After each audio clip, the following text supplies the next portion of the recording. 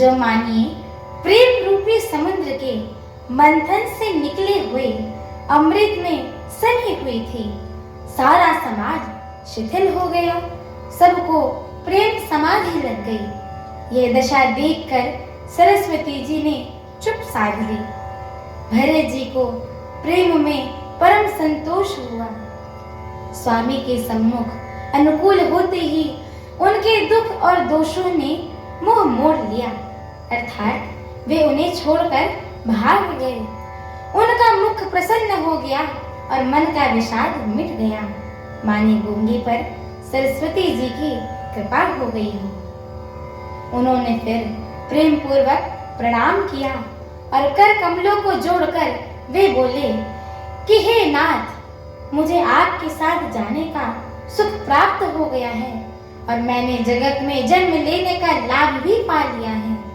हे कृपालु, अब जैसी आज्ञा हो उसी को मैं सिर पर धरकर आदर पूर्वक करूं, परंतु देव, आप मुझे वह अवलालंब कोई सहारा दे जिसकी सेवा कर मैं अवधि का पार पा जाऊं, अर्थात अवधि को बिता दूं।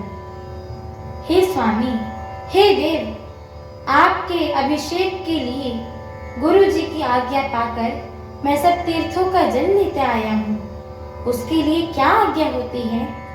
मेरे मन में एक और बड़ा मनोरथ है जो भय और संकोच के कारण कहा नहीं जाता है। फिर श्री रामचंद्र जी ने कहा कि हे भाई भरत। तब प्रभु की आज्ञा पाकर भरत जी ने स्नेह पूर्वक सुंदर वाणी से कहा कि आज्ञा हो तो चित्रकूट के पवित्र स्थान, तीर्थवन, पक्षी, पशु, तालाब, नदी, झरने और पर्वतों के समूह तथा विशेषकर आपके चरण चिन्ह अंकित भूमि को देखे जाऊं। श्री रघुनाथ जी बोले, अवश्य ही अत्रि ऋषि की आज्ञा पाकर सिर पर धारण करो। उनसे पूछकर वे जैसा कहें वैसा करिए और निर्भय होकर वन में विचारिए। हे भाई, अत्रि मुनि के प्रसाद से वन मंगलों का देने वाला, परम पवित्र और अत्यंत सुंदर है और ऋषियों के प्रमुख अत्रि जी जहाँ आज्ञा दें वही लाया हुआ तीर्थों का जल स्थापित कर देना। प्रभु के वचन सुनकर भरत जी ने सुख पाया और आनंदित होकर मुनि अत्रि जी के चरण कमलों में सिर नवाया। समस्त सुंदर मंगलों का मूल भरत जी और श्री रामचंद्र जी का संवाद सुनकर स्वार्थी देवता रघुकुल की सराहना करके कल्प वृक्ष के फूल बरसाने लगे।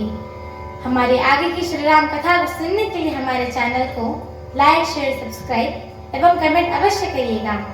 एवं आप सभी हरि भक्तों से हम दोनों बहनों का एक छोटा सा निवेदन है कि कृपया आप सभी हमारे श्री रामचरितमानस जी के इस मंगलमयी पाठ को पूरा अवश्य सुना करिए, क्योंकि स्वयं परम पूज्यपाद श्रीमद् गोस्वामी तुलसीदास जी महाराज ने कहा है कि जो भी नर नारी, मनुष्य, जीव जंतु एवं पशु पक्षी प्रभु श्री रामचरितमानस जी के इस मंगलमयी पाठ को सुनते हैं, गाते हैं, कहते हैं एवं श्रवण करते हैं, उनके जन्म जन्मांतर के सारे पाप नष्ट हो जाते हैं। तो एक बार श्रद्धा पूर्वक बोलिए, मर्यादा पुरुषोत्तम प्रभु श्री रामचंद्र की जय हो। जगत जननी माता जानकी की जय हो। लखन लाल की जय हो। अयोध्या धाम की जय हो। तुलसीदास जी महाराज की जय हो। एक बार प्रेम से बोलिए, बालाजी महाराज